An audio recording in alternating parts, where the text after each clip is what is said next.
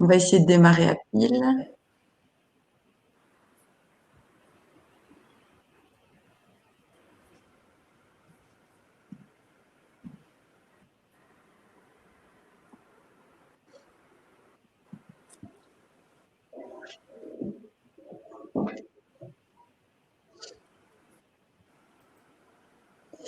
Alors peut-être juste une petite information pour ceux qui sont déjà connectés.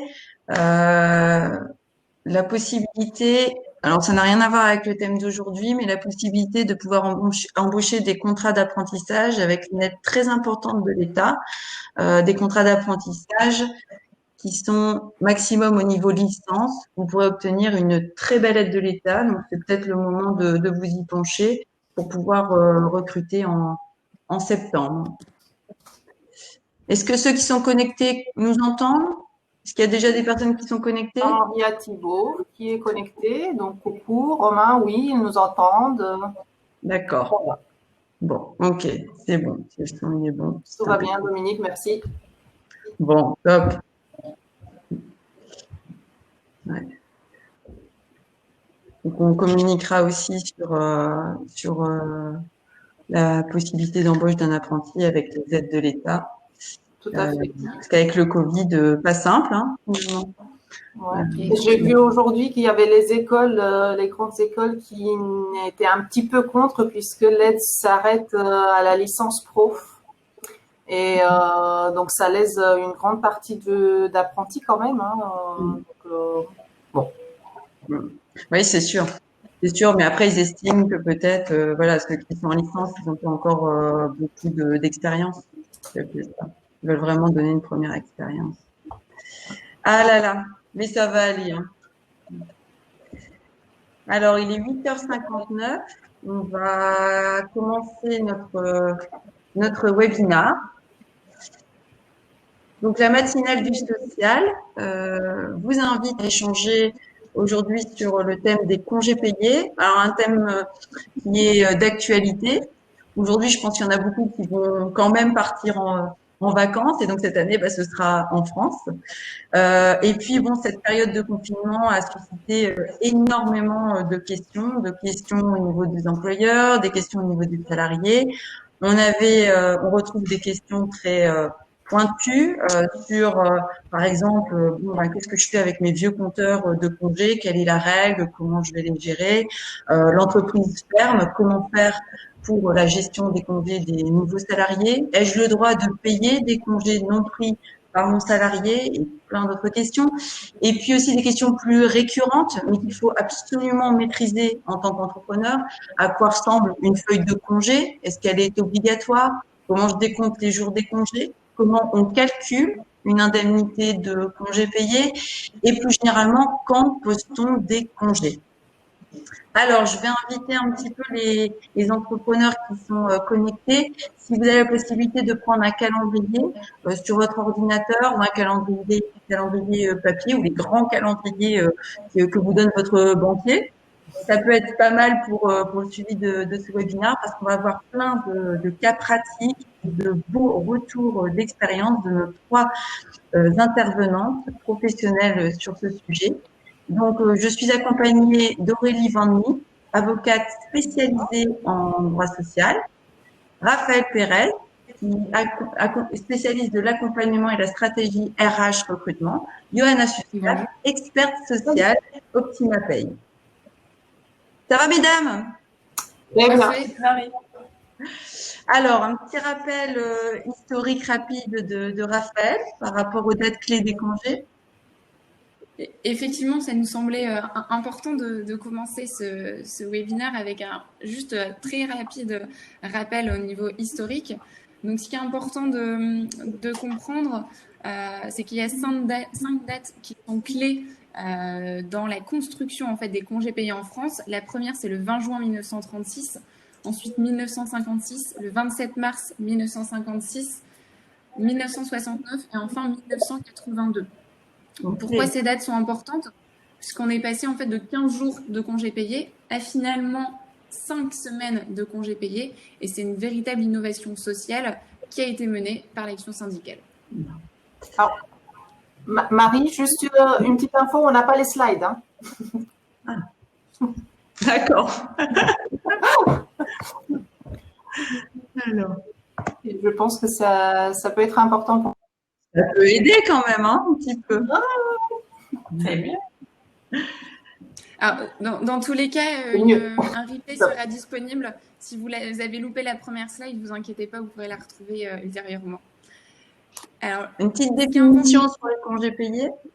C'est ça, effectivement, comme le signifie Marie, les congés payés, finalement, c'est quoi? C'est une innovation sociale qui est régie par le droit du travail, d'où la présence aujourd'hui d'Aurélie. Tout salarié a un droit chaque année à un congé payé à la charge de l'employeur. Et pendant cette période de congé payé, une indemnité est versée aux salariés par l'intermédiaire de l'employeur. Ce qui est important aussi de souligner, c'est que les congés payés ne sont pas les seules, entre guillemets, absences autorisées au sein d'une entreprise. Il y a tout un ensemble d'absences liées aux congés qui sont autorisées. Par exemple, les RTT, les congés enfants malades, les congés maternité, les congés exceptionnels, voilà, les récupérations. Voilà. Plusieurs sortes d'absences sont liées également aux congés payés au sein d'une entreprise. Alors, il faut s'organiser un petit peu. Il faut organiser les congés. Il faut s'organiser, effectivement, et l'anticipation reste quand même le maître mot. Si vous avez quelque chose à retenir peut-être de ce webinaire, l'anticipation. S'organiser avec des outils de gestion. Déjà simplement, une feuille égale une demande de congé payé. Sur cette feuille, il y a des éléments clés qui doivent apparaître. L'identité du salarié, la nature du congé, les dates d'absence souhaitées, et enfin, la signature du collaborateur et de son responsable avec l'acceptation ou le refus des congés. C'est obligatoire de faire cette demande de congé? Elle est obligatoirement écrite? Alors, elle est obligatoirement écrite, oui et non. Ce qui est important, en fait, c'est de s'organiser, de conserver une trace pour ensuite, on va le voir dans la slide suivante, c'est de pouvoir transmettre les informations à l'expert comptable. Cette demande, elle doit être faite soit en dématérialisé, soit passée par l'Internet de l'entreprise. En général, voilà, ça dépend de la taille de votre entreprise. D'accord. Et donc, on doit l'envoyer au cabinet comptable. Alors, pourquoi envoyer les informations liées au congé à l'expert comptable ou à votre service de paie? Tout simplement parce que les congés font partie des éléments variables de paie et qu'ils doivent être inscrits sur votre fiche de paie. Johanna reviendra dessus ultérieurement, mais cette transmission se fait donc encore une fois soit de manière manuelle, c'est-à-dire que par un simple mail, on notifie à l'expert comptable que Aurélie est partie 2 jours au mois de mai, que Marie est partie 1 semaine et que Johanna, ses congés, elle ne les a pas pris au mois de mai, mais plutôt à un autre moment. Et encore une fois, la transmission peut être dématérialisée, donc c'est-à-dire via un intranet. Très bien. Tout à fait. Alors, les règles de prise de congés payés, on rentre un petit peu dans les choses plus techniques, on va dire, du droit du travail. L'employeur doit fixer la période de prise de congé annuel et au minimum 2 mois avant l'ouverture de celle-ci. Donc, c'est une règle qui est très peu connue des clients, des entrepreneurs. Par exemple, si la période de congé payé débute le 1er mai, les salariés ils doivent être informés le 1er mars. Alors, l'employeur, il a également l'obligation d'établir l'ordre de départ en congé. Il doit communiquer à chaque salarié par tout moyen, minimum 1 mois avant le départ en congé. Pour établir cet ordre, il doit tenir compte de certains critères pour que sa décision ne soit pas abusive. Par exemple, il doit tenir compte de la situation familiale des bénéficiaires, notamment les possibilités de prise de congé des conjoints ou la présence d'un enfant ou d'un adulte handicapé au sein du foyer. Il doit tenir compte de l'ancienneté de salariés de l'entreprise et de l'exercice d'une activité chez un ou plusieurs employeurs. Par exemple, une femme de ménage qui a 4 employeurs, elle peut imposer ses congés payés aux 4 employeurs. Et Johanna, ceux qui ont des soldes importants, des compteurs importants de congés ou des vieux soldes, enfin des vieux congés, est-ce qu'ils sont prioritaires aussi dans la prise de congé? Alors, pas forcément, ça rentre pas dans les critères pour établir les ordres de départ en congé, Mais on va venir là-dessus pour voir avec Aurélie aussi, on va revenir tout à l'heure sur le sujet pour voir ce qu'on doit faire et ce qu'on devrait faire avec ce solde de congé. Et notamment, comment on pourrait ne pas avoir des soldes importants de congé si on arrive à tenir compte de toutes ces règles. Parce que si les règles ne sont pas respectées, on ne peut pas supprimer le report d'une année à l'autre, en fait. Donc, il faut bien respecter les règles, ces règles dont je viens de parler, pour qu'on puisse, à la fin de la période de référence aussi, dire qu'on ne reporte pas les congés d'une année à l'autre. L'objectif, c'est que nos salariés puissent se reposer et puissent être en pleine santé, en pleine forme. Tout à fait. C'est une question de santé et de sécurité des salariés. Tout à fait. Il ne faut pas oublier, ce que je voulais dire, c'est les salariés en concubinage. D'ailleurs, j'ai mis une belle petite photo sur la plage où on a tous envie d'y aller. Hein. Il ne faut pas oublier que les salariés en concubinage, mariés ou pacsés, qui travaillent dans la même entreprise, ils ont bien droit à un congé simultané. Donc, il faut bien tenir compte de ça aussi quand on établit l'ordre des congés de départ en congé. Les alternants aussi, il faut faire attention puisqu'ils doivent prendre leur congé uniquement pendant les jours en entreprise. J'avais juste une petite précision par rapport à ce que vient de dire Johanna, parce que si certains font du droit, vous aurez noté qu'on a indiqué que les salariés en concubinage mariés ou liés à un PACS qui travaillent dans la même entreprise ont un congé simultané. Le Code du travail ne parle pas du concubinage. Mais nous, on l'a volontairement et on en avait discuté avec Johanna parce que c'est une lacune du droit du travail et du Code du travail sur ce point. Parce que pourquoi on exclurait des concubins de ce droit à congé simultané alors que le Code du travail l'autorise pour les gens qui sont mariés, qui sont liés à un PACS. Et donc c'est pour ça qu'on a souhaité viser également le concubinage et qu'on préconise aux employeurs d'appliquer cette règle aux concubins avec des preuves naturellement du concubinage, hein, mais alors que le Code du travail ne le met pas et que c'est une lacune. Donc soyez prudents si vous êtes employeur sur ce point-là. Les entrepreneurs sont pour la paix des ménages, en fait. Oui, tout à fait. Exactement. Alors, les congés payés, hein, c'est ça. Alors, attention, il y aura des petits exemples par la suite et des petits tests pour les participants. Hein. Donc, on vous a pas facilité la tâche, hein, on vous donne des petits tests. Là. Acquisition des congés payés. Donc, l'acquisition se fait de deux manières, soit en jour ouvrable, soit en jour ouvré. En jour ouvrable, ça veut dire du lundi au samedi et généralement, légalement parlant, l'acquisition des congés payés se fait en jour ouvrable, soit 2 jours et demi par mois dans la limite de 30 jours ouvrables, ce qui équivaut à 5 semaines par an, donc 5 semaines fois les 6 jours, d'où les 30 jours ouvrables de congés payés. Alors, Raphaël, il nous disait tout à l'heure, 2 jours et demi par mois, mais ça veut dire aussi par période de 4 semaines complètes. Et ça, c'est très important à retenir parce que la totalité des droits de congés payés de 30 jours s'acquiert en uniquement 48 semaines. Ce qui veut dire qu'une absence de 4 semaines sur l'année n'entraîne pas de réduction de nombre de jours de congés payés. Donc, j'ai un salarié qui est absent pendant 4 semaines parce qu'il est malade.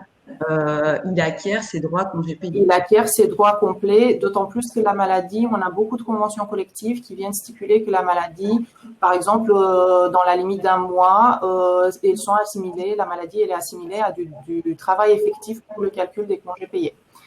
Donc la maladie est là quand même un régime spécifique qui est bien notifié par les conventions collectives, mais on parle un petit peu plus des absences, par exemple, des congés sans solde ou des absences justifiées ou pas, mais surtout non rémunérées. D'accord ? Okay.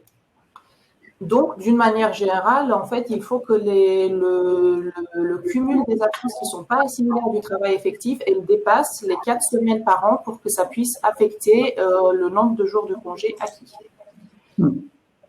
Le nombre de jours de congé, une règle, c'est qu'il est toujours arrondi au supérieur en fin de période de référence. Donc, pour rappel, la période de référence, c'est du 1er juin au 31 mai.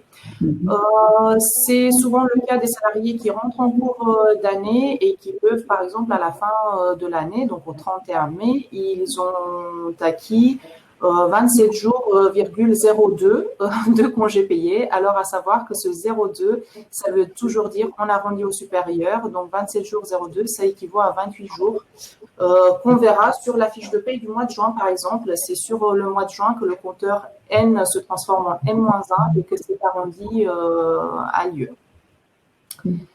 Alors, depuis le 1er janvier 2012, les congés sont dus dès la première heure travaillée. Auparavant, c'était un mois, voire même 10 jours, Aurélie.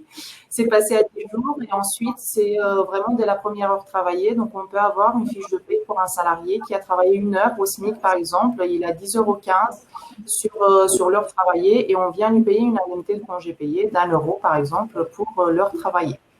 D'accord. Alors, on a vu les congés en jour ouvrable. Les congés en jour ouvré, ce sont les congés qu'on décompte du lundi au vendredi. Donc, cette acquisition en jour ouvré, ça peut se faire soit à l'initiative de l'employeur, soit sous les dispositions d'une convention collective.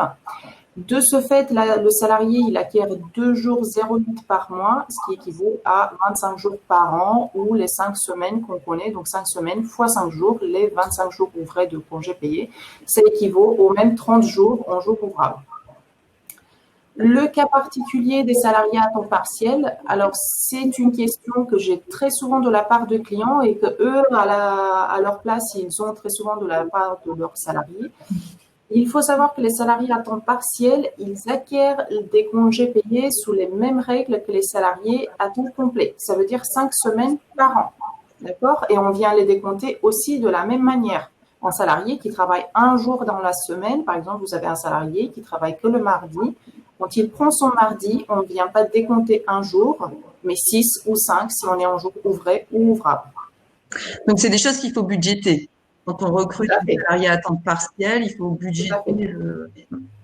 Tout à fait. Exactement pareil que pour les salariés à temps complet. Ça suit le même régime. Alors, on a parlé tout à l'heure des absences qui sont assimilées à du temps du travail effectif et qui n'entraînent pas de réduction au droit de congé payé. Ce sont les absences de congés payés, maternité, paternité, adoption.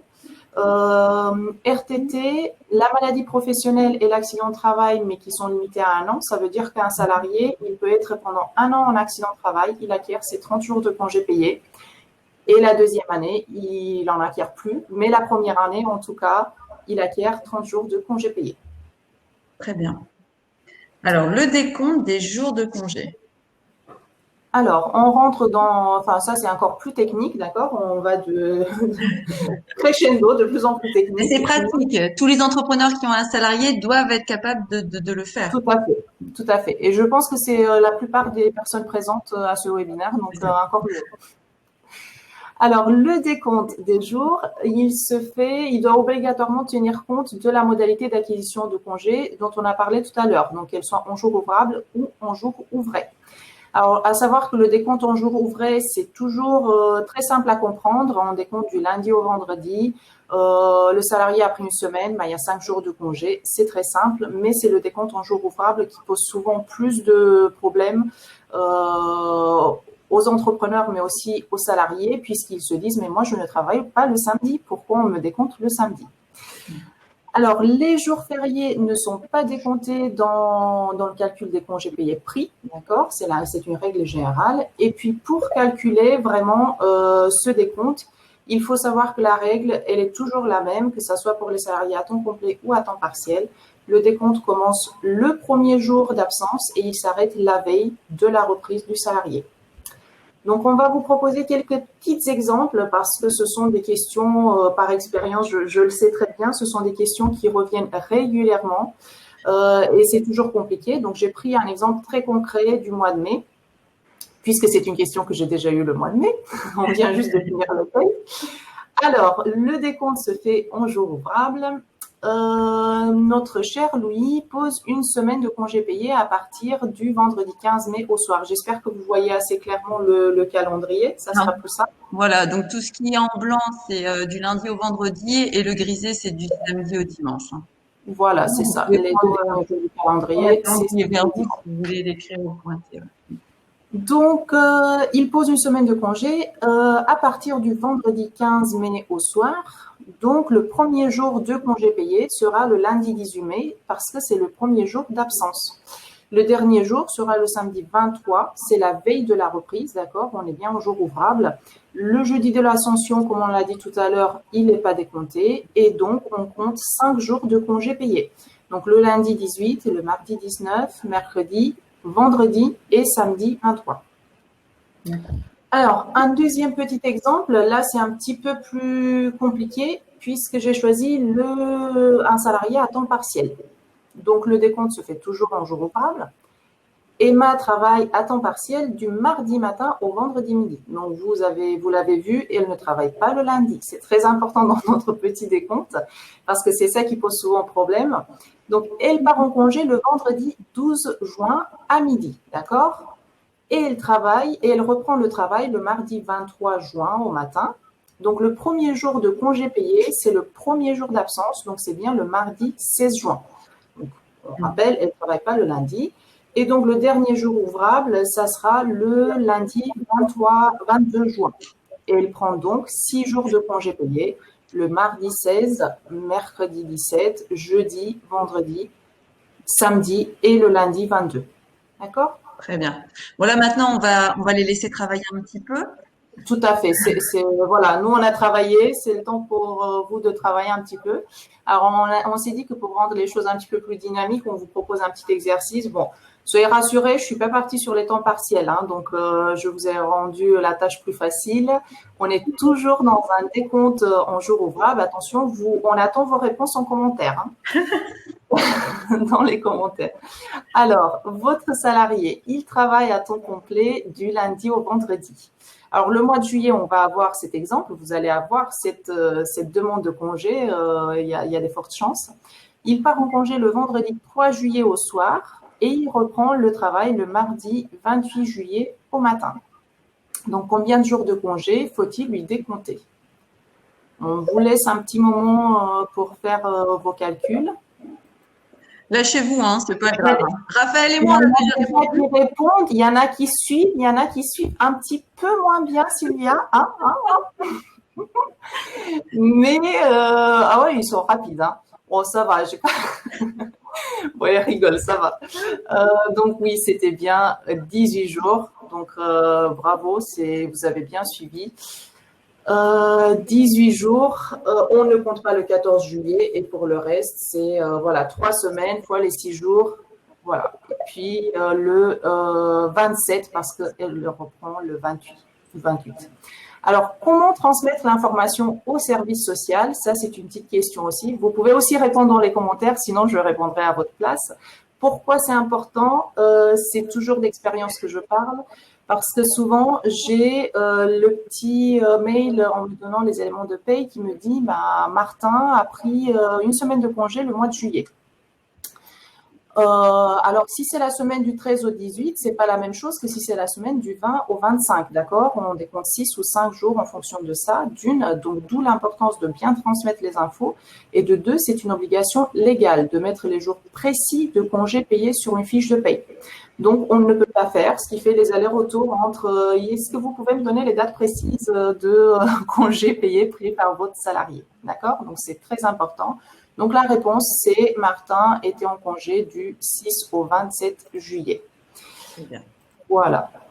Alors, l'indemnité de congé, donc c'est ce qui va apparaître sur la fiche de paye quand un salarié part en congé. Comment calculer? Donc, vous voyez souvent sur les fiches de paye, quand on a une prise de congé, on vient déduire une absence de congé payé et ensuite, juste en dessous, on paye l'indemnité de congé payé. Alors, il y a deux méthodes pour le calcul de l'indemnité de congé payé qui sont prévues par le Code du travail.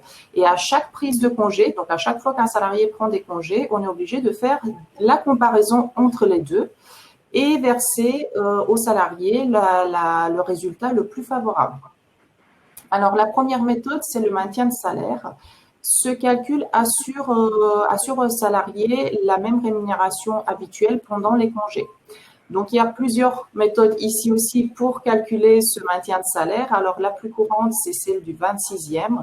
On divise le salaire mensuel, par exemple, 2 000 €. On le divise par 26 jours ouvrables et on le multiplie par exemple, les 6 jours pris, à savoir que les 26 jours ouvrables, ce sont le nombre de jours ouvrables moyenne par mois, d'accord? On se demande pourquoi c'est le 26.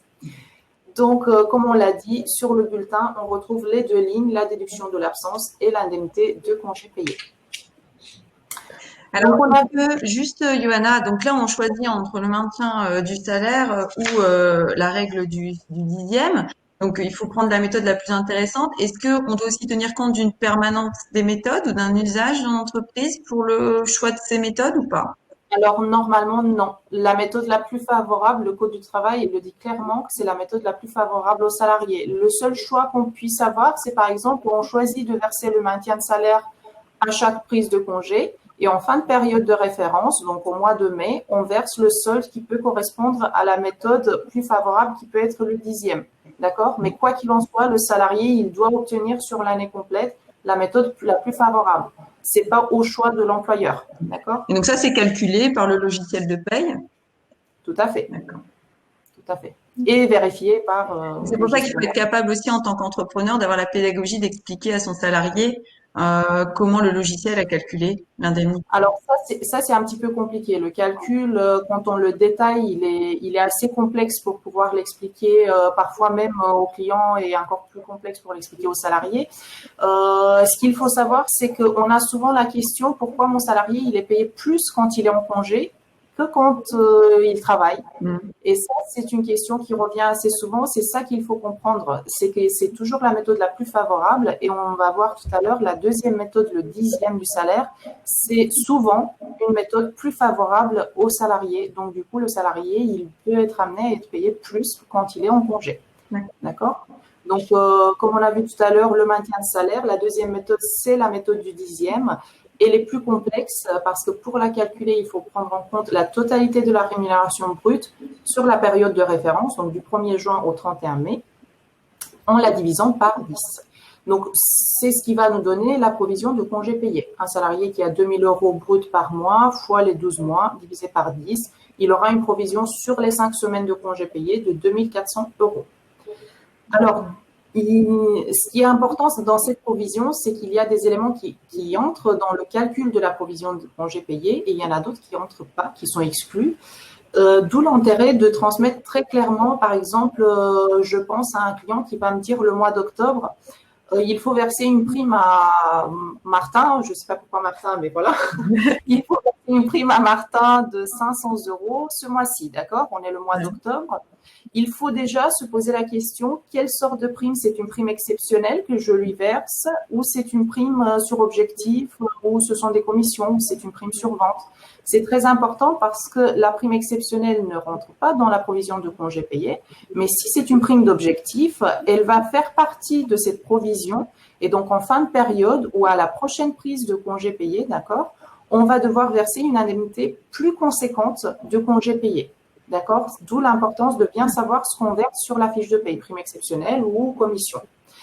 Donc, les éléments qui entrent dans le calcul de la provision de congé payé, ce sont le salaire de base, clairement, les heures supplémentaires, avantages en nature, commission ou les primes d'objectif, les primes de vente, les primes qui sont liées strictement au travail du salarié et qui sont souvent affectées par la prise de congé. Par exemple, un salarié qui a des primes de vente chaque mois parce qu'il a un certain pourcentage, par exemple un 5% des ventes qu'il effectue, le mois d'août, il sera en congé, il ne pourra pas toucher ces 5% puisqu'il n'a pas eu de vente.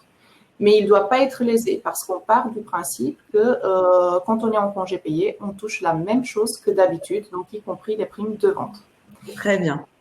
Et il y a des éléments exclus de cette provision. On parle du 13e mois, des primes exceptionnelles, des primes de fin d'année, des primes conventionnelles, des primes qui ne sont pas affectées par la prise de congé payé. Bon, Johanna, c'est un métier quand même. Merci.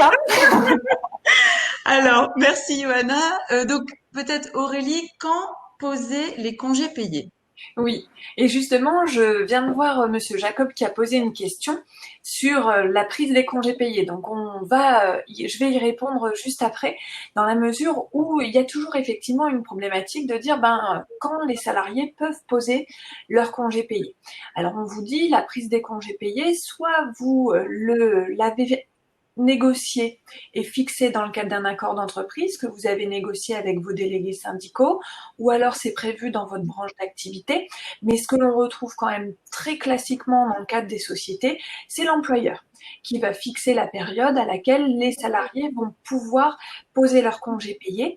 Et quoi qu'il en soit, le Code du travail vous dit, cette période de prise de congé payé, elle doit au minimum être du 1er mai au 31 octobre de chaque année. Et la difficulté que l'on avait évoquée notamment avec Marie, c'était de dire oui, mais imagine, pendant la période du 1er mai au 31 octobre, c'est ma meilleure période. Moi, j'ai pas envie que mes salariés ils partent en vacances quand c'est ma meilleure période.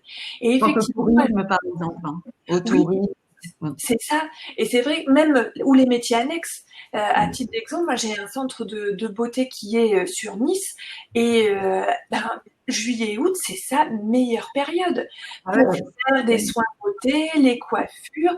Et elle me dit, mais moi, maître, prendre les congés payés du 1er mai au 31 octobre, ça ne m'arrange pas si mes esthéticiennes, mes coiffeuses, mes masseuses, elles sont en congé.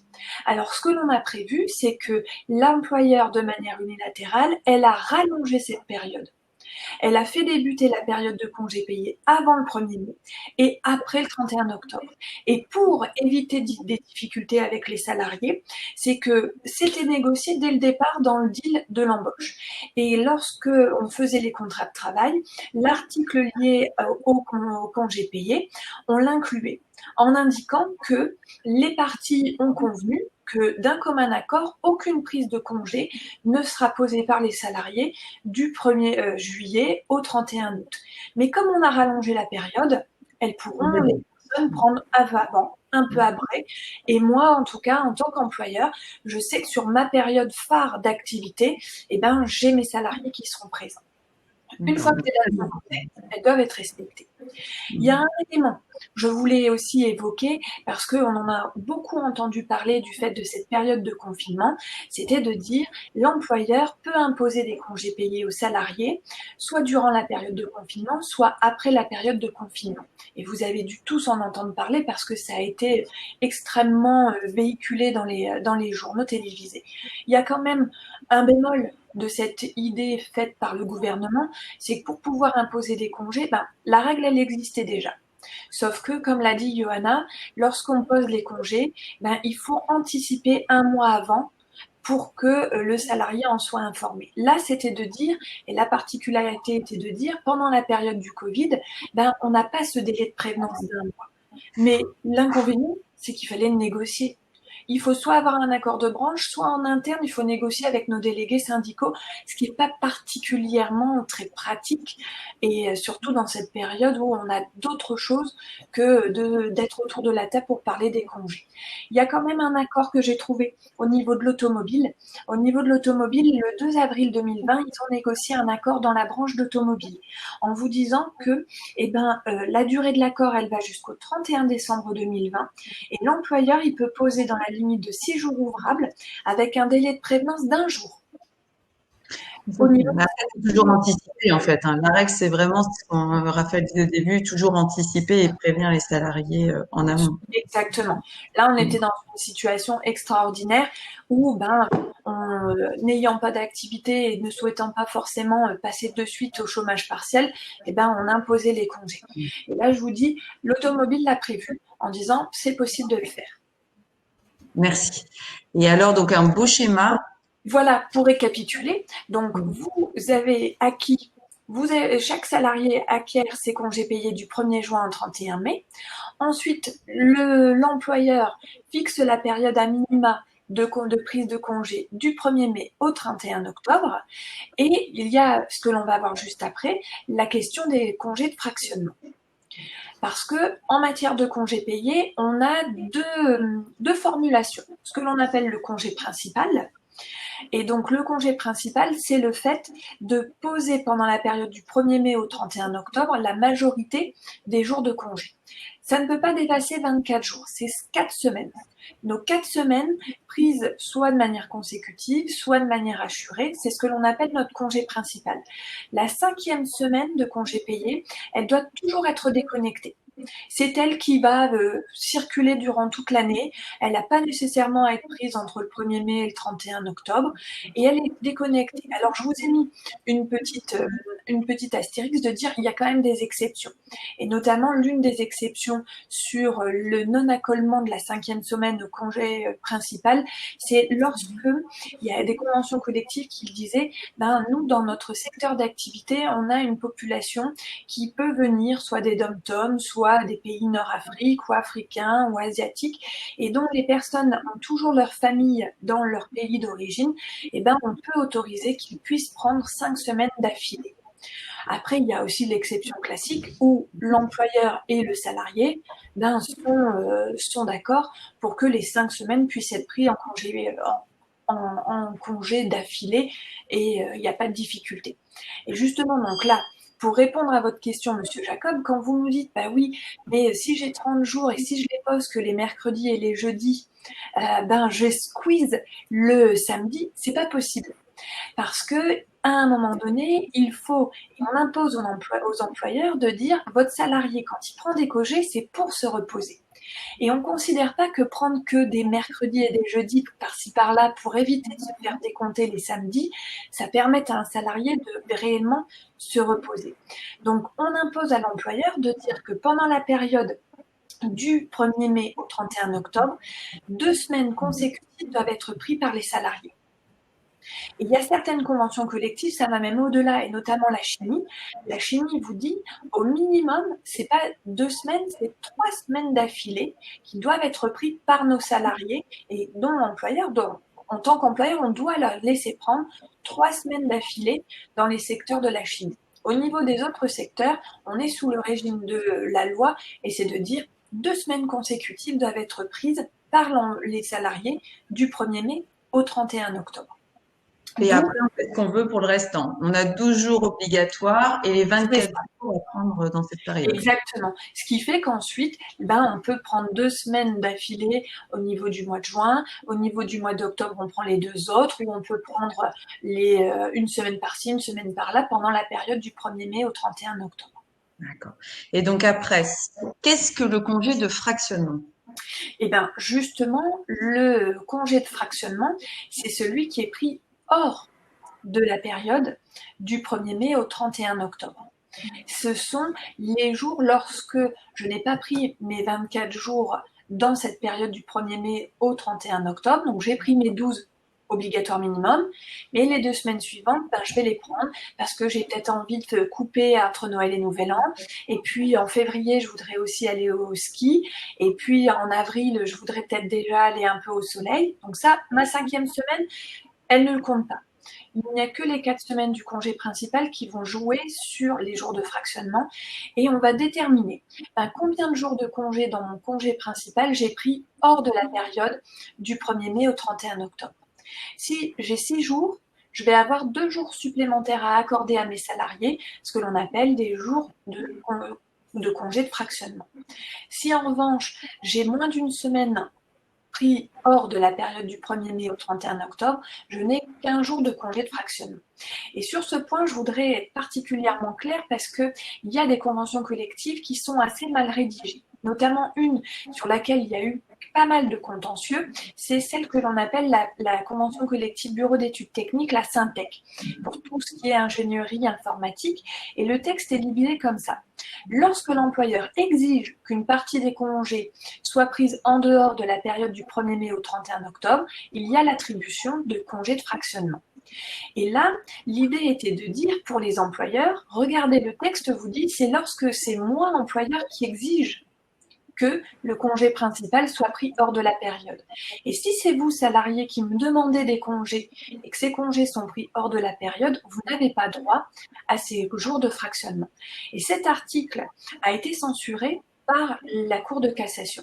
Parce que la Cour de cassation vous dit, les jours de fractionnement, ils sont dus peu importe qui est à l'initiative du fractionnement, que ce soit le salarié, avec la feuille qu'avait proposée Raphaël, qui dans le cadre de sa demande met des dates hors de la période.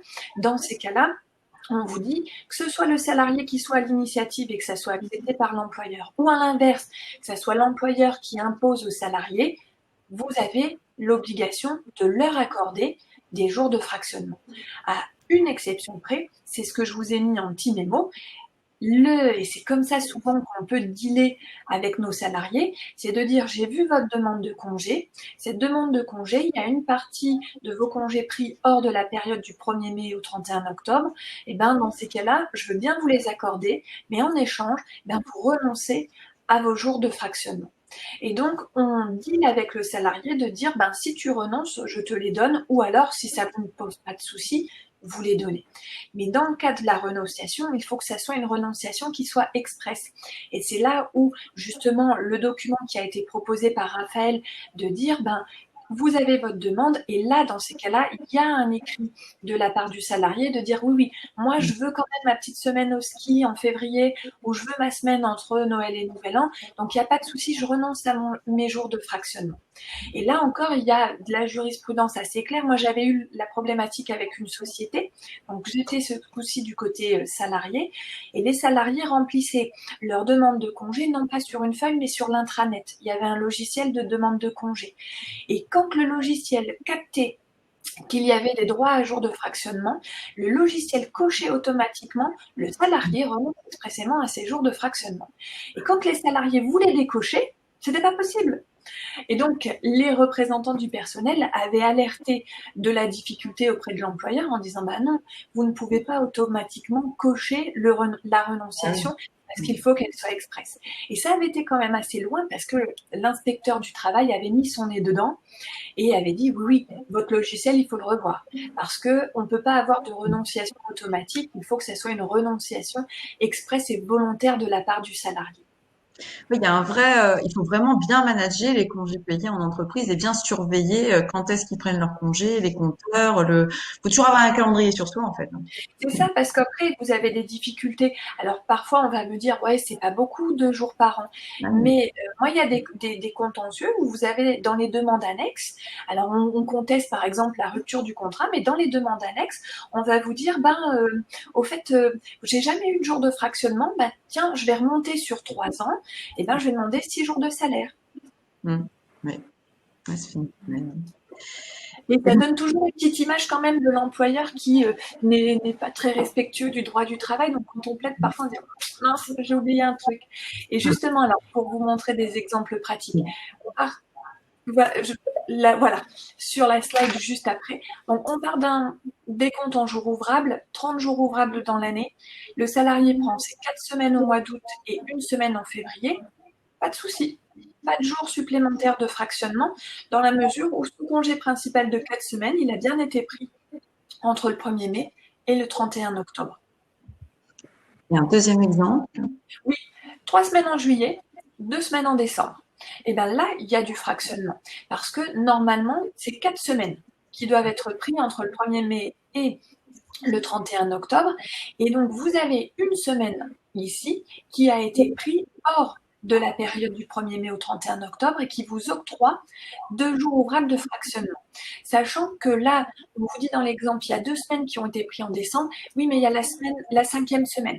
Or, la 5e semaine ne donne jamais droit à des jours de fractionnement. Donc, c'est pour ça qu'on se limite à 2 jours. Et concernant la question, je viens de voir, quand on part en jour ouvré, et bien dans ces cas-là, on doit adapter le décompte des jours de fractionnement en jour ouvré également. Parce que, et c'est là la difficulté parfois, et notamment on le retrouve dans la convention collective de la chimie parfois parle en ouvré, sauf que quand on parle en jour de congé de fractionnement au niveau du code du travail, on parle toujours en jour ouvrable. Et donc dans ces cas-là, il faut juste adapter les décomptes au niveau des jours ouvrables. Et alors, simplement pour revenir, quand on a des vieux compteurs de CP, comment on peut les gérer en fait? Alors, le on code du travail qu'il y a des congés qui traînent depuis un bout de temps. Donc, bon, déjà, l'entrepreneur, je pense qu'il a mis un petit peu en danger son salarié. Parce que son salarié peut être très fatigué pour venir travailler. Mais comment gérer cette situation? Oui, c'est toujours un peu délicat parce que le code du travail n'autorise pas le report des congés d'une année sur l'autre. Et souvent, c'est un usage de la société. C'est une pratique informelle. Vous avez toujours eu, quand il y avait des petits reliquats, vous les avez reportés d'une année sur l'autre. Vous l'avez fait pour tous vos salariés sur plusieurs années. C'est ce que l'on appelle un usage. Il y a 2 bémols à cet usage. Le premier bémol, comme tu l'as dit Marie, c'est la fatigue. C'est de dire qu'à un moment donné, quand un salarié ne peut pas prendre ses 5 semaines, c'est un salarié qui est fatigué. Et un salarié qui est fatigué, c'est celui qui risque de tomber malade, ou alors de se blesser en société avec les problématiques accidents de travail, ou alors, et là c'est ce que l'on a vu, le burn-out. C'est la maladie et l'accident, parce qu'on est toujours un peu sur une ambivalence au niveau de TAS là-dessus, mais c'est le fait de dire on a des salariés qui se sont épuisés professionnellement. Et là, c'est de votre responsabilité en tant qu'employeur d'accorder ces droits à repos. Et le deuxième bémol que j'avais vécu aussi avec un client, c'est que un salarié qui a des reports, soit il est fatigué, et puis il peut aussi, en plus de la santé, c'est aussi peut-être un salarié qui sera un peu plus étourdi quand il va faire son travail. Parce que la fatigue fait que il va plus voir les fautes d'orthographe ou les erreurs qu'il a commises. Donc pour votre image aussi, au sein de la société, c'est pas terrible. Et l'autre point aussi, c'est qu'à un moment donné, ce salarié qui a un compteur assez important, quand il va partir, il va avoir un solde de tout compte qui va être loin d'être négligeable. Et ça, mine de rien, on s'en rend pas compte. C'est jusqu'au jour où à un moment, ça vous arrive. Et j'avais une cliente qui a dû faire des licenciements économiques parce qu'elle avait de très grosses difficultés économiques. Et dans le lot des licenciés, j'avais une salariée avec 45 jours de congé. Rien que ces congés payés, c'était plus de 10 000 euros. Et la gérante me dit, mais j'ai pas les sous. Donc elle me dit, est-ce que vous pensez que le solde, je peux le payer en plusieurs mensualités? Je fais, c'est pas possible. On vous dit, normalement, un solde de tout compte, c'est du one shot. Parce que le salarié vous signe un reçu et il vous signe à la rupture. On peut essayer de dealer avec la salariée. Et la salariée a dit non. C'est du one shot. On a une gérante qui a pris un prêt personnel, ce qui est quand même hallucinant, de dire elle a négocié à titre perso un prêt pour payer les 10 000 euros de congés payés parce que le compteur, il était à 45 jours. Et c'est vrai que ces choses-là, il faut être vigilant. Après, ce que l'on fait, c'est soit on dénonce l'usage, et ensuite on repart sur du classique, et on autorise dans ces cas-là, après aussi, les salariés à prendre leur congé. Parce que si à chaque fois on leur dit « Ah non, c'est pas possible là, ah ben non, c'est pas possible là, ou ah ben non, c'est pas possible là », ça pose difficulté. Aurélie, c'est exactement ce que j'allais te demander. En fait, ce que je dis souvent, moi, je pratique ce report d'une année à l'autre. Pourquoi? Parce que c'est compliqué aussi de dire. Il faut que l'employeur puisse prouver aussi qu'il a tout mis en œuvre pour que son salarié puisse prendre ses congés. Ça veut dire qu'il a réussi à aménager les plannings. Il a gardé ses obligations, d'accord. Il a annoncé de la période de congé. Il a fixé l'ordre de départ en congé et il a géré aussi le planning du salarié pour que celui-ci puisse prendre ses congés, d'accord. Donc, je pars du principe que logiquement, il faut qu'il prouve quand même qu'il a tout fait pour qu'il puisse supprimer les congés au 31 mai quand même. Oui, et c'est ça après, c'est là que je vois la question, Madame Casson. C'est exactement ça, c'est de dire qu'à un moment donné, dès lors que vous avez fait les obligations d'information des salariés 2 mois avant, après que vous avez les demandes de congés, vous les avez validées, l'employeur, il a quand même sur la matière des congés payés la mainmise. C'est lui qui oblige et qui peut poser en disant « Attendez, non, moi, mes compteurs, ils se prennent fin au 31 mai, ça repart à 0 au 1er juin. Je vous donne assez de temps pour pouvoir les poser. Si vous ne les posez pas, je vous oblige à les prendre. » Alors, par exemple, on a des gros compteurs de congés. On peut très bien dire, voilà, je te laisse 1 an et demi pour les prendre. Par exemple, tes congés, je te mets la possibilité de les prendre aussi. C'est-à-dire que j'aménage ton planning pour pouvoir les prendre. Par contre, si j'ai des gros compteurs, je ne peux pas les payer. Non. Le droit à congé, d'ailleurs, c'est ce qu'on conclut là-dessus avec Raphaël, c'est de dire un droit à congé, c'est un droit à repos. Je dois accorder le repos. Et d'où, alors c'est vrai qu'on en avait discuté dans le cadre de ce webinaire de parler du compte épargne-temps qui parfois justement permettait de monétiser ces congés non pris. Et puis on s'est dit que c'est vrai que c'était peut-être pas applicable dans toutes les sociétés et que c'était peut-être moins pertinent dans le cadre de ce webinaire, mais il y avait effectivement le cas du compte épargne-temps qui pouvait être pertinent. Mais je suis d'accord avec toi, Marie, c'est de dire que dès lors que l'on met fin à l'usage qui consiste à faire le report, eh ben, il faut accorder aux salariés un délai de prévenance extrêmement long. Moi, j'ai une cliente qui s'est réveillée là cette année au mois de janvier et qui me dit, bon, allez, j'en ai marre des reports. Oui, mais alors je lui ai dit, si vous dites qu'au 1er juin, tous les compteurs doivent être partis à zéro, et ben, de janvier à juin, vous n'allez plus avoir personne pour bosser dans votre boîte. Elle me dit, ah oui, c'est pas faux. J'ai donc, autant leur laisser véritablement une belle année et demie pour vraiment tout liquider. Et là, ce que l'on fait, c'est une information individuelle à tous les salariés en leur disant, à compter de telle date, c'est fini les reports. Et si, je ne sais pas si parmi vous, vous avez des personnes qui sont dans le BTP, mais la caisse des congés payés, elle applique aucun report. Et donc, tous les salariés savent que au 1er juin, leur compteur est à zéro. Alors, on a une petite question de Sylvia qui nous dit, nous sommes dans le Syntec. Oui, j'ai répondu oui, on oblige. On est d'accord, on oblige bien les salariés à prendre leur congé. Exactement. C'est là où vraiment, comme je l'indiquais, c'est l'employeur en matière de congés payés, il a la mainmise sur les congés payés. Tout le fait, les slides juste après, où on a un exemple d'impôt, de droit de l'employeur, je les impose, les congés, notamment quand je ferme ma boîte. Et c'est vrai qu'on a beaucoup de sociétés qui parfois le font de plus en plus quand ils voient qu'il y a des mouvances dans leur activité et de se dire est-ce que ça vaut le coup quand même de faire travailler les salariés au mois d'août alors que on n'a pas de relance client, on a nos partenaires qui sont tous en vacances, et c'est la possibilité pour un employeur de dire moi je vais fermer ma société. Je vais fermer ma société et donc là, je vais imposer à mes salariés, et ça se voit beaucoup dans le BTP, ça s'était vu aussi beaucoup dans le cadre des cabinets d'expertise comptable, où pareil, comme ça joue avec l'activité de vos clients, quand vous aviez beaucoup de clients qui étaient en congé au niveau du mois d'août, on le retrouve aussi au niveau du mois de décembre, où il y a beaucoup de sociétés qui sont également fermées, et là, pas de difficulté, vous imposez les congés. Veut dire, au mois d'août c'est fermé, à Noël c'est fermé. La seule chose que on vous impose en tant qu'employeur, c'est d'informer vos salariés.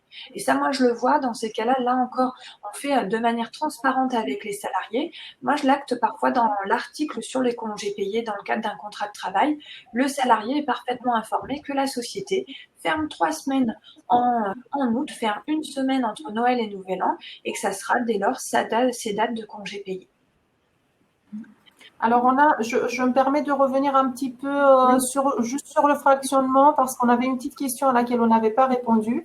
Alors, sur les CP de fractionnement, est-on obligé de les poser à la fin, après avoir posé l'ensemble des congés payés classiques, ou doit-on aussi les poser avant la fin de prise de congé au 31 mai? Les jours de fractionnement ne sont pas limités dans la période de prise. Donc, ils sont pris un peu comme la 5e semaine, comme ils veulent. Sauf que c'est pareil. Les congés, c'est du 1er juin au 31 mai. Après, c'est fini. D'accord, c'est fini. Et Dominique Lounet nous pose aussi la question, la gérante devrait avoir ses provisions pour CP dans sa compta. Alors, je suis pas sûre, je sais pas, Marie? Si, on provisionne les congés dans la comptabilité, tout à fait. D'accord. On provisionne les charges dans la comptabilité, sauf pour les dirigeants d'entreprise qui n'ont pas de congés. Oui.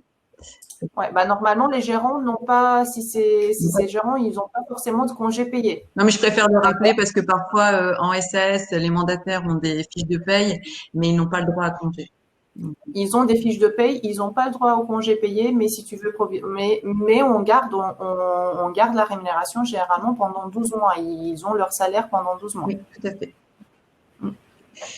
Et donc après, si jamais j'ai un salarié qui vient de rentrer, ça fait quelques mois qu'il est rentré et il n'a pas assez de congés, mais on ferme l'entreprise, comment ça se passe? Oui, mais justement, c'est la slide que tu viens de nous mettre là. Parce que c'est vrai que c'est une problématique qui intervient souvent. De dire, nous, on est fermé 3 semaines en août et moi, je viens d'arriver, j'ai pas de congé, j'ai pas assez de congés dans mon compte. Il y avait un ancien dispositif qui était prévu au même titre que le chômage partiel. Et c'était d'ailleurs le chômage partiel ou le chômage technique congé payé qui a été supprimé. Et là, désormais, c'est le Pôle emploi qui prend le relais. Vous avez un document à établir au niveau du Pôle emploi pour démontrer que le salarié vient d'être embauché, sauf que vous fermez votre société pour telle et telle durée, et c'est le Pôle emploi qui va accorder une indemnité au salarié. Et il y a aussi une autre problématique qui parfois était posée, et là on le retrouvait lorsque les sociétés fermaient notamment pour faire des rénovations, et c'était de dire je ferme ma boîte parce que je veux faire des grands travaux pour réhabiliter la société, pour l'accès aux handicapés par exemple, ou pour moderniser tous nos locaux, sauf que ma période de fermeture elle va au-delà de 5 semaines de congés payés. Et comment ça se passait? On vous dit dans ces cas-là, les salariés prennent leur congé parce que vous leur imposez en tant qu'employeur, et sur le surplus, vous devez leur verser une indemnité qui est quasi équivalente à l'indemnité compensatrice de congé payé. Donc, il ne reste pas sans rien. Et c'est vrai que cette problématique-là, elle a été posée donc pour les sociétés privées qui faisaient des travaux, mais elle a été aussi posée pour l'enseignement privé. Parce que quand vous aviez, en juillet-août, il n'y a pas cours. Et donc, les salariés qui posaient leur congé pour le surplus. Et donc, il y a eu pas mal de contentieux avec notamment des enseignants d'enseignement privé, j'entends pas dans le fonctionnariat, qui disaient, attendez, moi, je pose mes congés en juillet et au mois d'août, j'en ai plus et vous me payez pas. Non, c'est pas de mon fait que je ne travaille pas, c'est la période scolaire. Et donc là, pareil, les juges avaient revu un peu leur position en indiquant que vous pouviez réclamer un rappel de salaire quand la fermeture de l'établissement privé où vous étiez dépend de votre durée de congé. D'accord. Merci beaucoup, Aurélie. De toute façon, on pourra peut-être pas forcément répondre à toutes les questions, mais les intervenants vont mettre leurs coordonnées dans le chat, et si vous avez encore des questions, vous pourrez les contacter en direct. Je pense que pour l'instant, on est à jour avec les questions. Ça va. On a réussi à répondre à presque toutes ces questions. Tout à fait. Alors, Raphaël, pour conclure sur les obligations de l'employeur et des salariés. Alors, effectivement, j'ai eu la lourde charge de faire l'introduction et maintenant, c'est l'obligation de conclusion.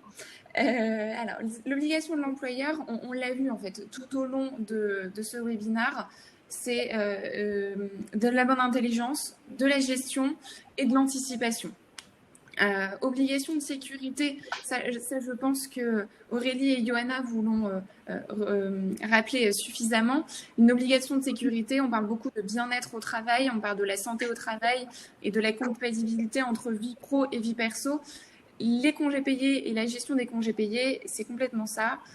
C'est pour permettre aux salariés vraiment de concilier vie professionnelle et vie personnelle avec une obligation de sécurité pour éviter des accidents au travail, pour éviter éviter les risques de burn-out ou autres. Donc et aussi, ce qui est important de souligner dans cette obligation de sécurité, interdiction de payer les congés payés non pris.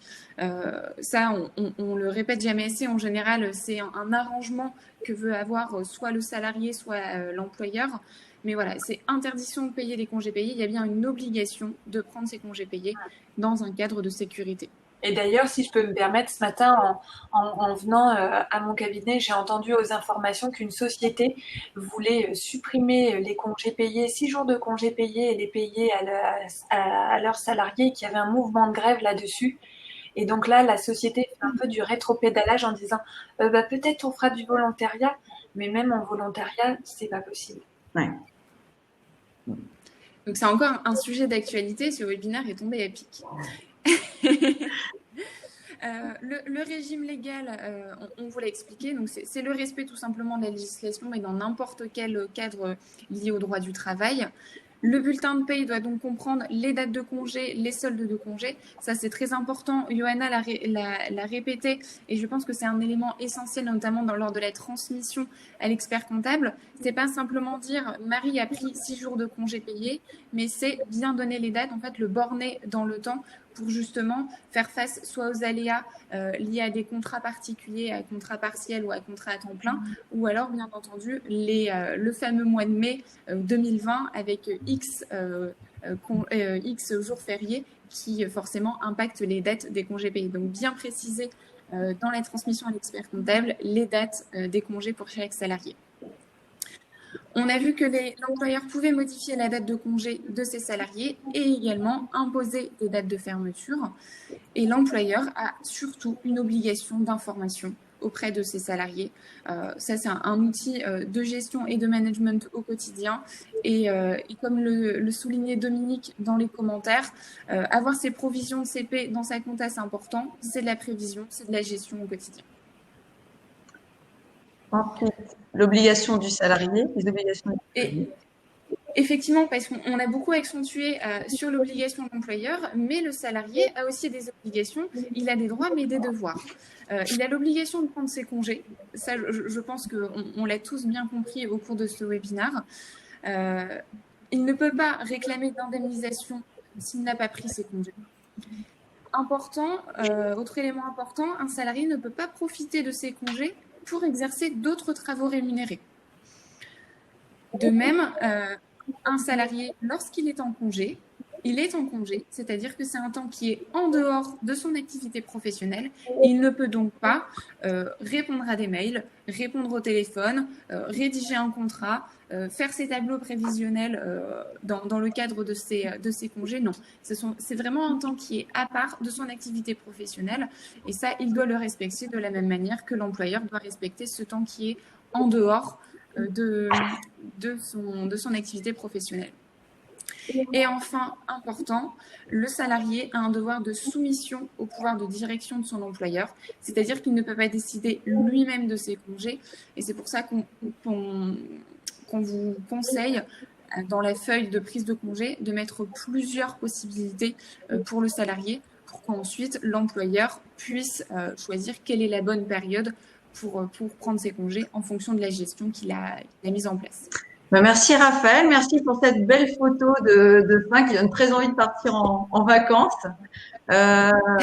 Donc j'étais accompagnée de Aurélie Van Klint, avocat depuis près de 15 ans, spécialisée en droit social, Raphaël Pérez, accompagnement et stratégie RH recrutement, et Johanna Suska, experte sociale au MAPE. On est ravis de vous avoir accueilli pour ce webinaire. Si vous avez des questions, les intervenants sont prêts à y répondre en dehors de ce webinaire. Et puis, on se retrouve le mois prochain pour la prochaine matinale du social. Voilà. Je vous remercie. À bientôt. À bientôt. Au revoir. Au revoir tout le monde. Au revoir.